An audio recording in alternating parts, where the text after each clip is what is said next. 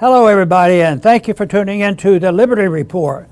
With us today, we have Chris Rossini, our co-host. Chris, welcome to the program. Great to be with you again, Dr. Paul. Good, and we'll talk about those usual things, maybe an economic problem that we're facing. Oh, no, an economic problem. We have a lot of economic problems. And we have budgetary problems, and people are getting frightened. They're starting to buy gold more so than they used to. So there is a lot of activity. And that's what we do generally. We get a lot of that in on Fridays.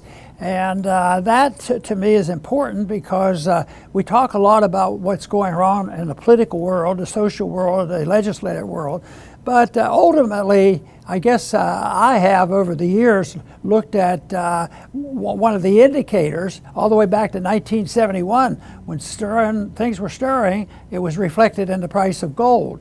And, it looks like something must be stirring because the price of gold actually has been stirring and it's been up significantly. And I was impressed with the fact that people are buying silver. And, of course, I've heard about the silver boom coming for years and years and years, but it was always going to be gigantic, but it never arrived. And I keep wondering, maybe we're at that point because it's gone up significantly. But the precious metals is where people go when they have concern about what's going on. It's also the reason that I have partnered with Birch Gold Group, because that's what they do. They try to help people find a way to be protected, because the dollar-denominated items are not protected if you don't have something else. Because you have a Federal Reserve that is manipulative, and they're more likely to protect the incumbency of a president than anybody else. So we do partner with Birch Gold, and what we do is, and I pass on an invitation and an offer from Birch. So if you text Ron 989898, they'll send you some free material. It will help make a decision or give you some urging to get some precious metals. And some people, as I've mentioned before, they'll say, oh, it's a little bit too late, especially after this week it's gone up. It's over $2,000 an ounce. It's probably too late. And my answer to that has been, well, if you think it's too late to buy gold, that means that the politicians have solved the spending problem, and we're not going to have deficit, and we're not going to have a Fed printing money. So if you believe that, you could probably say, we don't have to think about gold or buying gold. Not that means that gold only goes up, because it isn't quite like that. And that is why I think getting some help on how to look at all the different ways you can invest in gold is a good idea. And that's why I do work with Birch Gold. And once again, if you want to get some material from Birch Gold to learn more about investing in gold, go to Ron 989898, and they'll send you material, and there's no charge for that, because I keep thinking about how much I've thought about gold and money and politics and spending, because I was really enlightened a couple years before 1971 when there were predictions that the Bretton Woods would break down. And all those concerns that I had and had been reading about were confirmed on August 15th of 1971, because that is when we had to admit we were really bankrupt and we would never honor our dollar with gold again. And that is where we are, and that is why it was very easy for many economic professors that came from the Austrian school could predict what's going to happen. Government's going to get bigger, and it's going to go huge spending and huge deficits till it's uncontrollable. And that's where we are. And I think what we're witnessing now is the warm-up session for what really might be on the doorstep. The exact time when we think there's going to be a real explosion and a real big monetary problem, that date is unpredictable, but there's enough nonsense going on now to make people a little bit nervous. So there's more talk about gold and precious metal in the main media, not just in the conservative media and the gold and silver articles. And I wanted to quote one article on that subject. It has to do with a quote from Thomas Hoenig, who was a Federal Reserve Board executive. And he said, quote, this is short, he said he was in the Federal Reserve, he's sort of in the mainstream business community now, he has his head on his shoulders and thinking this through. He says, our money is dying.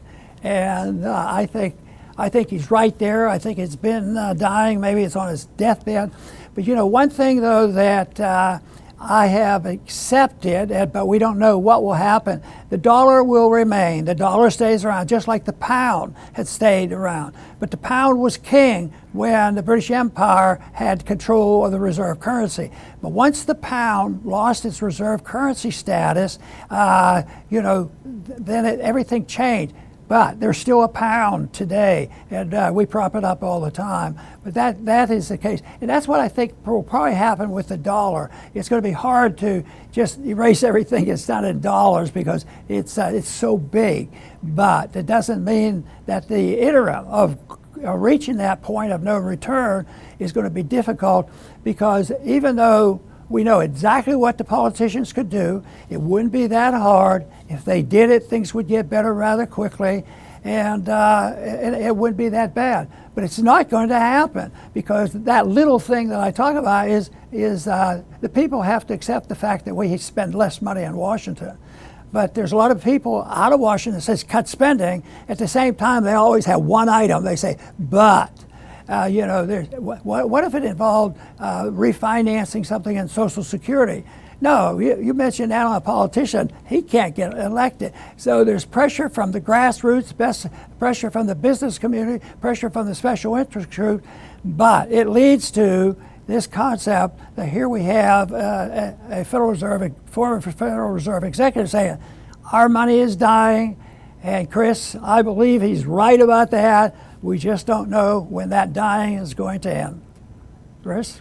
That's right, Dr. Paul. And so for those who haven't done so, definitely check out Birch Gold, and you won't be disappointed. At the very least, you'll get some good information.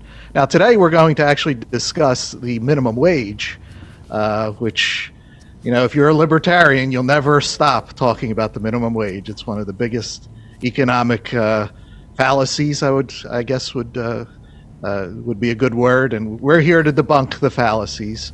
And over in California, there's now a $20 minimum wage law for fast food places that have over 60 places.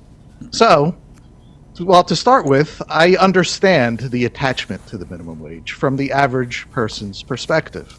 There's terrible inflation, and that's due to government spending and Fed printing money, but the average person really doesn't get that or understand that, and they're not going to stop spending and inflating the money supply. So the average person thinks, well, force my employer to pay me more. That will help solve my problems. Now, the job of a good politician, a statesman, would be like, that would do more harm than good. I know it sounds good, we'll raise minimum wage, but it creates a lot of harm, because the minimum wage, the bottom line of the minimum wage is it outlaws jobs. That's it. That's all it does. And the question is, which jobs are outlawed? Well, in the case of California, anything that could be performed for less than $20. So if a teenager goes in and says, listen, I need my first job, I'll sweep the floors. I don't need $20. I'll do it for 10. I live with my parents. I'm just trying to get some skills. The place has to say, no, it's illegal. It's outlawed. Even though I would pay you $10, I cannot. So by law, you must stay unemployed. Same thing with senior citizens, people that are older. A lot of older people are working these days because the Social Security checks do not go as far as they used to. They could go in, listen, I can't do a lot of things because of my age. I could be a greeter. I could bring joy into this place by being nice to people. I'll do it for whatever. It doesn't have to be $20. Again, has to be turned down. Illegal. Even though both parties agree to the price, that is what the minimum wage does. The higher you raise it, the more people the more outlawed jobs there are. Raise it to 100, an hour, think of all the unemployment that would create. So we'll talk more about this, but that's the basic gist of it from my point of view. You know, even in this area, you'd think people would grasp the truth and understand it a little bit better. Without what Chris just said, that makes a lot of sense. But to some people, they say, well, it might make sense, but we have to refute it anyway because we don't want them to get ahead of us. And there was an article in the USA Today. I want to quote a little bit from that, just a sentence. It says, the negative. This is a spin, you know, to make it sound like, oh, wage and price control is no big problem, and this minimum wage isn't a big deal. The negative effects of a higher minimum wage are minimal. When wages increase by 10%, production costs in the restaurant industry usually adjusts. So that's no big deal, you know, and there's no consequence. Chris has already mentioned a lot of consequence from it, and there are. And the answer to all this is not complicated, but the politics of it is, and that is, you know, when you have less debt and less effort to just print and take care of all the special interests, you know, this would end. But this whole thing that the businessman will take care of it, and that's what they argue. You know, they charge too much for hamburgers. Oh, okay, we raise the wages to $20 to serve a hamburger, and the company starts losing money. What do? Well, if you want the businessman to adjust and stay in business, he has to get rid of half of his crew, or a bunch has to be fired. So. But this article was alluding to the fact that they're smart and they can cut costs and do these other things. Take less profits is really what they're talking about. So it's all fake stuff and does not solve the problem. Now here's another one that they've rationalized, the minimum wage. This one says the higher minimum wage also means employees will pay more payroll taxes and employees will pay more income taxes. So the state of California can expect a significant increase in income tax revenues this year, especially if higher incomes disqualify some of those workers from getting tax credit. That's the type of spin that they have out there. They're looking to the positive side, but actually, you know, even if they were doing that, that would be the wrong thing to do. But it won't do that. Chris has already mentioned what happens to these people. A bunch of them are going to get fired. They won't be paying any. So the revenues are going to go down, not up.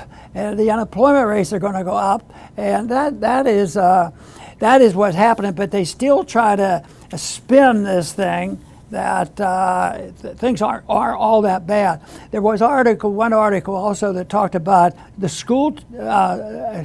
the public school need for people to work. And they said, well, now with this change, the school people who wouldn't be under this law, I don't think, they can compete with the people that's working at the hamburger places. And that in itself is going to boost prices elsewhere. So it has a spin over, but they think, a lot of people think, well, that'll be good. If it's good for the people in the fast food places, that should be good for everybody. But it's just a bunch of hocus, and it's a shame, I think, that that people buy into this. It doesn't make sense to us, but I think some people sort of believe it. But this is not the time to do it. I've heard that a lot of times. I think it was in the early years. When it might have been when Reagan was in, and we had the comptrollers, the controllers, air controllers, go on strike, and the airlines were losing a lot of money. And so I heard really, really strict conservative. Well, we caused that, and that's why they're doing this. Instead of correcting the problem, what they said, what we're going to do is we're going to bail out the airline. And what about COVID? Under COVID, Republicans and Democrats and independents, because even if they want to maintain a belief in fiscal conservatism, politically they're forced to change their mind or get up and leave. Not many people can stand the heat of watching this and doing the right thing, because there is no doubt the problem is big. And if you wean people off, it's even worse, because by that time the enemy gets organized and they come after you. And that's why I say they're not going to cut the budget. They're not going to balance the budget. Prices are not going to come down. They're not going to restore the gold standard next month. So people should, prepare for it. But people should also know that if we do decide to change our tune, it really wouldn't be as bad as people say, because if you did it in 1 year, which we did in 1921, the correction isn't that bad. Yes, 1 year is bad, but after the Keynesians got control, nobody could watch it for a year and have things correct on its own. What they want to do is make sure it lasts 10 years and 20 years or a generation, and that's what we're facing today. Chris? That's right, Dr. Paul, yes. And the minimum wages may shock people, but big business, it's a big blessing for them. Now you might think, no, we're getting them. We're getting the man who's paying us nothing. The government is helping us. They're giving us a raise. No, when it was fight for 15, that disappeared. Now you go into all the fast food places. It's all screens. It's all kiosks. All the people are gone. So it was a perfect way to get rid of the people and put screens, and it's acceptable. So it's great for big business. It's bad for smaller business. Now the smaller business is under tremendous pressure because he's not a big giant crony corporation. He now has to find a way to survive, and the raising the minimum wage hurts him. And a lot of small businesses won't even be started. Some will be closed because it's just too much, the minimum wage. And others will be like, I can't start my business. It's just too much to pay for labor. I can't pay everybody $20 an hour. Now, we know from experience and from being around for a while that the goal for these controllers is for it all to be big business. We saw it during COVID. All the policies were, don't go into the small shops because there's COVID, go with hundreds of people into the big stores. And they're still open. We're going to close all the small shops. So the goal is because they want these big corporations because they're controlled. They all say the same things. They all do all the woke things. BlackRock and Vanguard owns all the majority of the shares of them. BlackRock doesn't own the little guy on the corner, so he can't control him. So this is, and the minimum wage is a way to beat the small businessman again and get him out of the way. So it's all big business, But again, that's not how this is sold. This is sold as, we're giving you a raise, and it's just another scam. Very good. What we're talking about is the foolishness of wage and price controls, how it hurts us economically, and sometimes it hurts the people they're trying to help, and other people who are supposed to help might not realize what they're supposed to do, and the Fed works diligently to play the role of solving the problem that they created, and they make things worse. But there's one principle that could be applied to all our activities in life, economic, social, as well as how we relate to other countries around the world. And that is on individualism in economics, as well as on personal matters. Everything should be decisions made personally. Who buys and who sells and what the price is. Because to me, this is the only time I use in a very positive way economic democracy. The democracy that you hear about all the time is just the dictatorship of the majority. If you get control of the government, where there's a tremendous increase in the desire to control the government and the funding, then that's different. But for the control of this, we want personal choices. So if you have a customer and a businessman, you really should have the businessman have no regulations on his prices, and the individual coming in, he's in charge. Every penny he spends, he's voting. And if you had a sound monetary system, it would be of great value. But what they do is they leave, and they still do that. I mean, there's still that going on. They used that choice business during COVID. People got sick and tired of lockdowns. So this is one thing. If you had personal choices in economic and social matters, this would solve so much of this pricing business. But of course, you'd have to get rid of the pricing by the Federal Reserve. But the other thing that you need in a society that accepts this notion that all prices and conditions are voluntarily agreed to, how do you solve the disagreements, the big disagreement? So if you're a laborer and you're going to work for somebody, you have an agreement. You have an agreement condition, and you say that we'll solve our problems this way, and this is what you're going to get paid. And so they know what to expect. You can even have, where you go if you have a dispute, a private place to go and do the dispute. They say, well, what would you do with the union? Well, the unions would lose all their power of forcing business people to do something, and the business people would lose all their benefits that come from the Fed and everybody else. So they would have a condition, but to sit down and talk to somebody, most of these things can be controlled. But just if you stop and think about it as the day goes on, how many times that a voluntary contract could have worked over the fact that you're dealing with a regulation? What about this squatting in these houses? I don't think government legislation has done a very good job.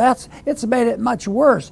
Yet there should be very strict rules and regulations about ownership, and not to have the government come in and say, oh, squatting under all the conditions we want. Matter of fact, we like squatting because we could put in illegals in there, and they can't get thrown out. So that's the nonsense there. The other reason why the government so often and people work for these regulations and wage and price controls is they're not admitting to the very important fact. They're dealing with inflation. They're dealing with the prices going up. They're dealing with the debasement of the dollar. And but they're not saying that. They're saying, well, the prices are too high for the goods and services, and wages are too high. So they don't come in and say, well, how do we change that? And there is a way to change it. Of course, it's through first, an understanding of a different definition for what the problem is. It's not the inflation of prices that's your real problem. It's the devaluation of your currency is the problem. And not a lot of people realize that. If they do, they stay quiet, because then the cat would be out of the bag and they wouldn't be able to, oh, you mean we better check on the Fed? You would have to audit the Fed and find out what they're really doing, and that is what would happen. So what we do and the complications of making things worse is usually a bunch of people coming up with regulations, and usually the wage and prices will be regulated. Prices aren't regulated as much right now, but in some areas they are, but they will not be hesitant. So when the inflation gets really, really bad, then it becomes a capital crime if you start charging more. That's the way it got to in the dictatorship. Once you went over and went into the real market, not the black market becomes the government market. So there's so much that can be done, but I will put the blame mostly on misunderstanding. And if you want to look at all this, the biggest misunderstanding is people think that inflation comes from how wages are too high, business people are gouging, not enough government regulations, and all this nonsense. Instead of saying, you don't even audit the Fed, and they have the right to print money in secrecy to no ends and take care of all their special interest groups. That is very necessary. I hope we see the day that happens. Chris? I do too, Dr. Paul, and we'll do our best to speak out against it. I will finish up with my closing thoughts. Yes, the American people, the people in the land of the free, have a terrible, deadly addiction to the government and to the state. Everything that happens, no matter what it is, the first question is, what will Biden do? What will Trump do? What will Obama do? It's both sides, Republicans and Democrats. All are guilty. All are addicted to the state. Now, our early American ancestors would think that the country has gone nuts. You know, what are you people doing? You want the government to address the climate? Do you hear yourselves? What have you accepted as being true about the government? You know, but many generations have passed since then. People grow up into this. Their parents were addicted to the government. Their grandparents, they're addicted to the government. They teach their kids that the government is this and that, and they can take care of everything from cradle to grave. It's, you know, it's a long time, long process, but this is where we are. We have to deal with where we are, not where we were, not where we're going to be. This is where we are. Eventually, the smoke will clear from people's eyes. All of the failures, all of the failed wars, the COVID nonsense, all of it starts to pile up in the consciences of the people, and they will eventually figure out that they've been duped. We say, get there faster, get there earlier, you know, see it quicker. That's what we try to do, and it's good. You know, even though you can't change what goes on out there, it's good for you. It's good for your family and anybody that you can influence or set an example for. So while everybody, unfortunately, goes the wrong way, you can go the right way. So it's good. It's helpful, even though you can't change what's happening out there. So the quicker you get to that government is not a problem solver, every single problem that happens, you don't run to them. They are a problem multiplier. The faster you get to that understanding, amazingly, the easier your life gets. Very good. You know, the goal of some people throughout history, especially those on the side of socialism and communism and Marxism, said that, yes, there's remnants of capitalism and freedom around, but we have to get rid of it, and we get rid of it by causing chaos in the streets. And they did it literally, even though they had a policy that was hurting the people they claimed they were eventually going to help, which was probably a flat-out lie. But they would argue the case that they're going to have better times ahead for the average person. And yet their whole goal is to bring about chaos in the streets. And right now, I'm afraid, I don't like to have to say, but they're winning. You know, the chaos in the streets is growing right and left. And in spite of all that, I still remain optimistic that our type of people and our ideas are growing. They're not diminishing because people are waking up. It's just they don't have that sounding board that where more people hear what's going on.